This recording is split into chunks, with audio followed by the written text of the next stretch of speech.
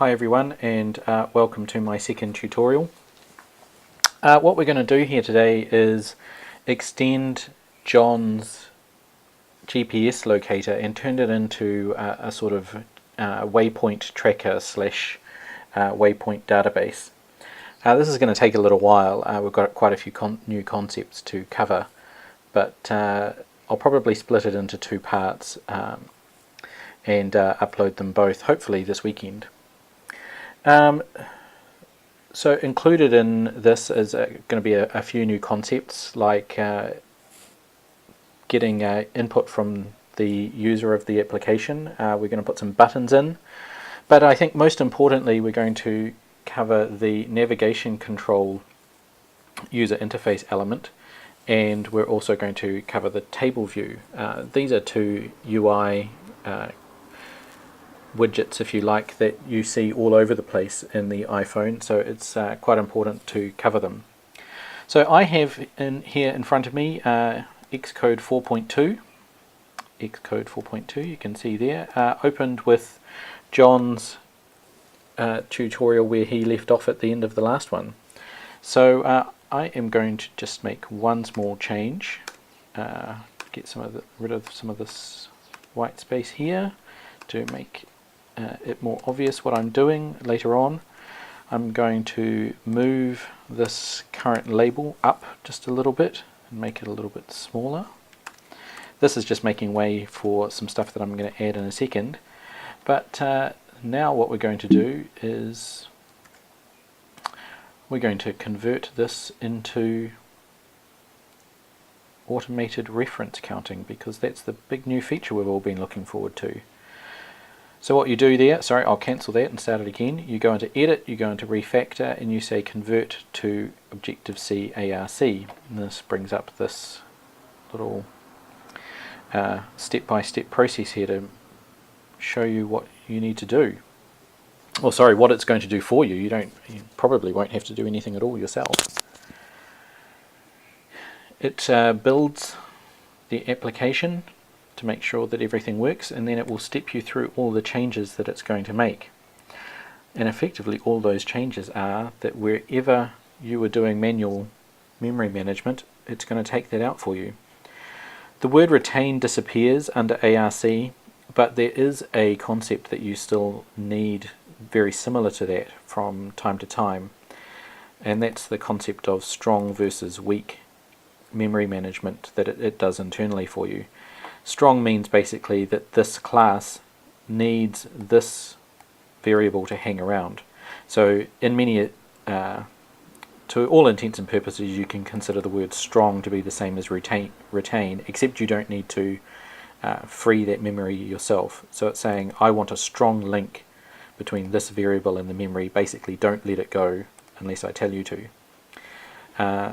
And if we look through the rest of this, basically all it's going to do is it's going to show you that it's going to take out the dealloc subroutines, and it's going to take out everywhere where manual memory management or manual releasing of memory was being done for you.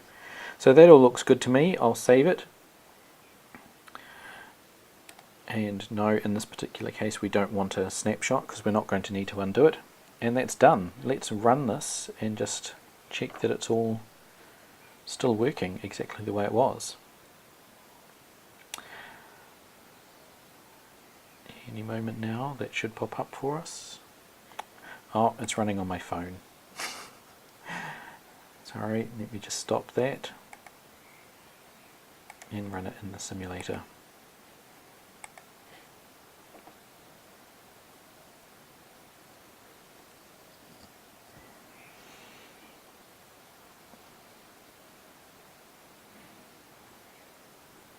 And here we go. The other thing you'll notice now is, now that we're in Xcode 4.2, the simulator can simulate your location for you. So we can see that this application is working perfectly. So now let's start building the user interface towards where we want this to go. We need to, if we're going to save the locations where our user is going, we need the user to give us a name for each location as it's saved. So since you've already seen how to set up labels and so on, I've actually already gone ahead and written this code, so you don't need to watch me type it. So let's just run that again and you'll see what I just did there. I've added a second user label with the word description. But now the next thing to do is we need to get the input from the user. So let's go ahead, and again I've written this code, but I'm going to walk you through this just so you don't have to watch me type it. So UI text field is the, let's run it and you'll see, is the way to put this text box on the screen and allow the user to type into it to communicate with you. So we'll stop that. I'm going to fix this error in a second, but let's just walk through it first. We allocate a new text field and we make a frame that's based basically on the position of the current location label that we set in the last tutorial. Because the user is typing and the system will need to feed back to us the events that happen to that text field, we need to set the delegate, and this message is saying that we haven't confirmed in our code that we are following the delegate protocol in this case, so we just need to say that we are conforming to the UI text field delegate protocol, and that will make that warning go away in just a second. There it goes. We set the border around the text field to be of this type bezel. There are a number of, if we delete that,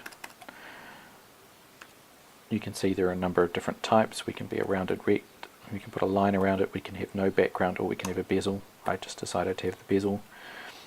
We set the text color that the user types into white, and this is another interesting one. On what we are doing is saying what type of button do we want to be in the place of the return key that's in the bottom right of the keyboard. We can have the default, which is the word return. We can have the word done. We can make it look like an emergency call. We can use the word go, Google, join, next, route, etc. So in this case we want the word done. So again, let's run that. And we can now type into this box. And we hit done. Oh, and look at that, nothing happens. Now we've just hit a issue that virtually every beginning iOS developer hits, which is how do I get that keyboard to go away once I'm finished with it. So let's make that happen. Now one of the concepts in Mac and iOS development is the concept of the responder chain. Any user interface element that is a control, which is a text field, a button, a spinner, anything like that that the user can change, is of a type called control. And when the user interacts with the control, events are sent back to the all of the libraries and so on that are sitting behind, making your user interface programming so much easier for you. And the events are sent to each member of the responder chain, which is similar to but completely separate from the view hierarchy of the graphics that are being drawn on the screen. Whenever the first member of the responder chain can take keyboard input, that's when iOS knows to pop up that keyboard onto the screen. So if you've ever wondered why it seems to automatically know to pop up the keyboard, that's how. The first member of the responder chain is a keyboard. It is of a text input type, therefore that keyboard appears. So to get the keyboard to go away, we need to tell our text field to resign its position in the responder chain. We do that using a method which is part of the text field delegate protocol, which is called text field should return. So basically it's saying the user has hit the return key, what do I do? And we're going to say that our text field, which is being passed here, our text field object, resign first responder. So if we run that now, sorry, got a compile warning there, so we just want to return no, and that no, if I remember correctly, is saying, do I need to continue editing?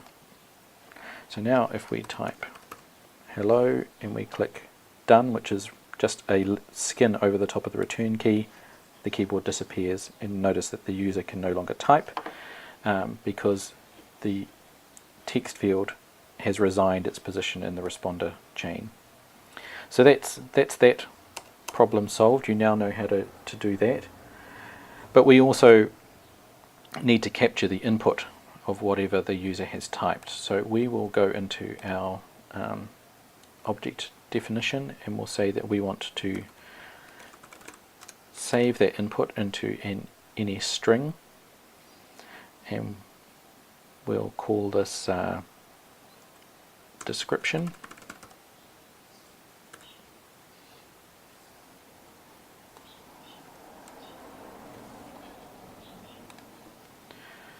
Now there's another method from the text field delegate protocol saying did end editing. So this is called after the user has finished whatever they've done in the editing field, and what we want to do here is to capture the text that the text field is currently holding on to. So we're going to say that our description is going to be set to the text field. Actually, what we should do is make a copy of it. Text field text copy. So we made a copy of the string there and put it into our description field. So we have our own object. We're not relying on the text object of the text field. So that's great. We now have a way of getting our user input out, and actually let's just confirm that by saying user set text to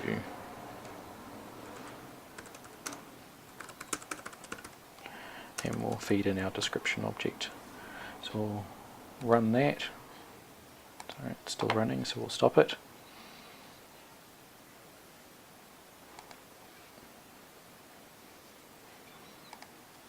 And again we'll type the word hello, we will hit done. User set text to hello has been logged into our debug console, so we know everything's working there. So to finish off our user interface so that we can move on to the text view in the next tutorial, we're going to add a couple of buttons here. Now again, buttons are a type of UI kit control. So let's set up our buttons. UI button is the type, and we'll call this our save button.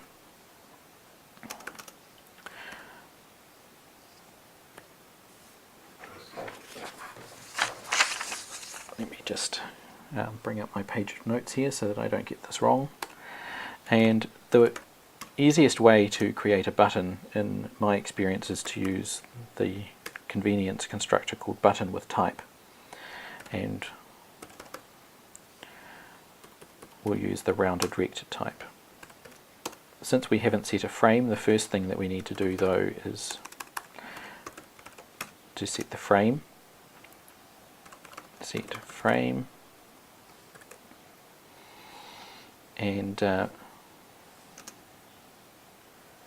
let's just steal this rectangle from up here to make the typing go faster.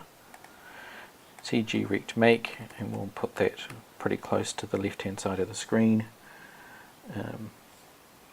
We'll keep it down a little bit lower than the other text fields. We want it to be quite wide, 120 points wide, and we'll make it 40 high. What else do we need to the button to make it look right? We'll set the color, set title color, and we'll make this black. Now, one of the interesting things about buttons is if you think about what happens to a button when you're looking at it on the screen, it has various states. You have the normal state when you're just looking at it, but you can disable a button and then it would look different, and it will also flash at you when you tap on it. So these are various states that the button has, and these are called control state normal, control state highlighted, and control state disabled. So whenever you set a user interface feature on a button, you need to say what control state that applies to. And in this case, we're going to set it on control state normal. iOS is pretty smart, and it will infer from control state normal what the other states should look like. So you'll see I don't need to set a control state highlighted. It will make up its own one to use until I set one, but in this case we don't really need to. We need to set the text, set title, and we're going to call this save, and again I need to set what control state that applies to.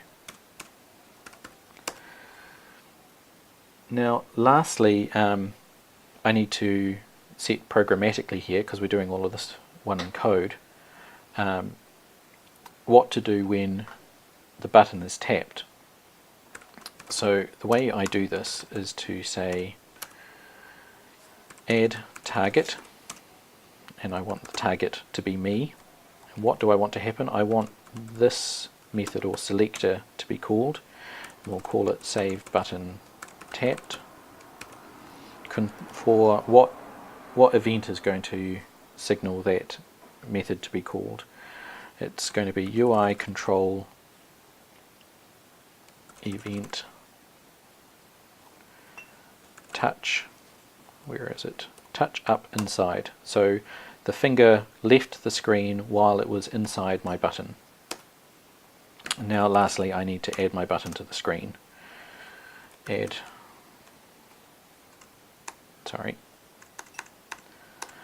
self view, add subview, save button. So now we have the button on the screen, but before we go and run it, let's actually create that save button tapped method, or else the application will crash if someone hits the button. It won't crash until then though.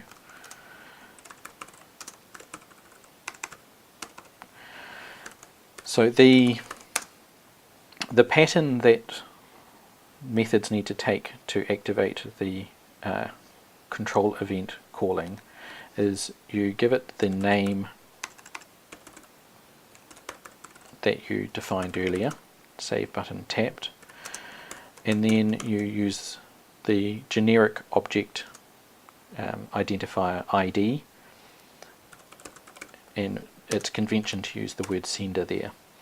So what that basically means is whatever control, user interface control, created that event is passed into the method, which is why you use the word ID, because it could be any kind of object, but generally speaking you'll know what kind of object it's going to be.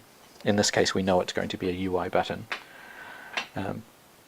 I still use ID though, because it means that later on I could have multiple different types of controls sending events into that one method.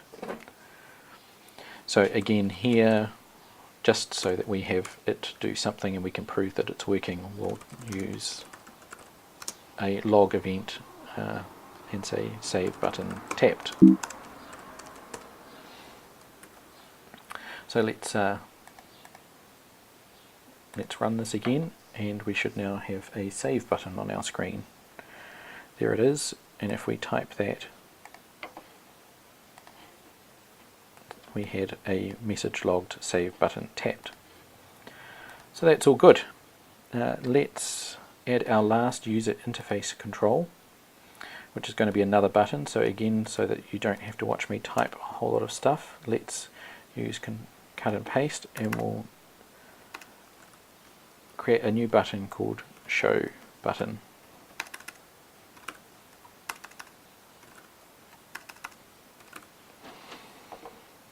We'll have it call the show button method, and we need to move it over on the screen,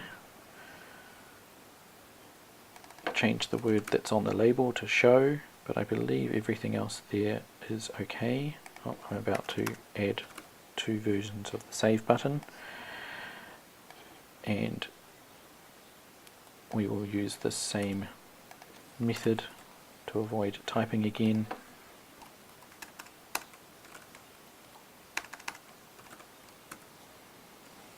Let's run it, and unless I've done something wrong, we'll now have a show button.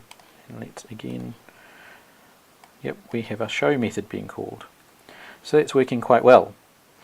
Now the last thing I wanted to do in this first part of the tutorial is to put this user interface into a navigation control.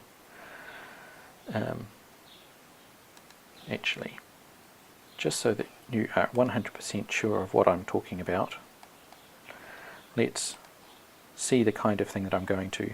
This panel across the top shows that we're in a navigation control. So if we create a dummy user, you can now see what we mean by a navigation control. You have one page, you select on it, it shows you that you've moved or transitioned into another type of view, but you still have across the top a generic interface that shows you that you can navigate backwards and forwards, and this is called a navigation control. You see this all over the place in iOS. So let's create ourselves a navigation control. And within our application delegate, which is controlling the first thing that we put onto the screen, this is where we'll make our navigation controller, because we want the navigation controller to be the first type of view created. And this is just called a UI navigation controller. We'll call this our navigation controller. You'll notice that now that we're into more recent versions of Xcode, we don't need to create instance variables within our application delegate object. Xcode is smart enough to infer the existence of an instance variable called navigation controller. So we will just synthesize that, and that will mean that everything is made for us. And what we're going to do here is we want the root view controller to be the navigation controller. We don't want it to be our view controller anymore. So the way we do that is to say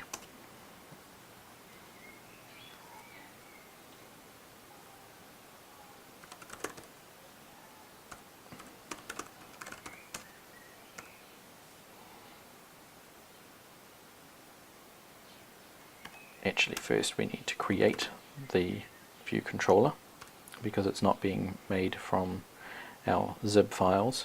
So we're saying navigation controller equals UI navigation controller alloc init with root view controller self dot view controller. So it's basically saying we want a navigation controller, but we want the first view that's shown inside the frame of that navigation controller to be the view controller that is this one, locator view controller. And then we set the root view controller to be the navigation controller. And we can take this line out, and hopefully, fingers crossed, everything compiles, and if we run, there we go, we are now running within the confines of the navigation controller. That's not going to do much functionally yet, but it's important for phase 2 of the tutorial. Now what we can also do, and we'll just quickly, to make things a little prettier, a view controller has a field called a title, and if that title is set, then it is shown within the bar of the navigation controller. So let's just set that self set title location. So now if we run, that is automatically shown by the navigation controller. And that's it for part 1 of the tutorial. I hope you followed along. I hope you learned a lot from that. We've gone through how to set up and use text fields. We've shown how to set up and use buttons. And we've shown how to put everything inside a navigation controller. And in the next step, we'll show you how to actually use that navigation controller. Thanks very much.